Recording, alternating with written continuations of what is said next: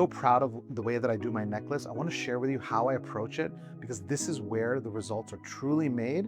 Or if you're not doing it this way, I think you're missing out. Take a look at the animation. What most people see in the mirror as a double chin or loose neck skin is rarely just skin or fat. That neck is layered fat, muscle, glands, deeper support structures, the hyoid bone, all of that is playing a role, and sadly it gets missed. So the first step, we want to identify where the problem actually lives. And I'll tell you, it's not in the skin and it's not in the fat right under the skin. That excess fat that actually makes a meaningful distance is going to be under the platysma muscle, and that layer cannot be liposuction. So the liposuction under skin rarely works. The fullness is deeper, it's under the platysma, underneath the muscle, and like stomach fat, you can't liposuction that fat. You actually need to go under there and remove it the way that we do. So surface treatments will not address it. Morpheus, liposuction, traditional necklace aren't coming close. Look at the muscle layer. This is the platysma layer. It's a thin sheet-like neck muscle that provides support to the neck. With time, it's getting relaxed, it's separating. That's what creates those bands and loss of definition. But so tightening skin alone doesn't work. And really, tightening the platysma alone doesn't work either. We want to actually use the platysma, separate it, go deeper.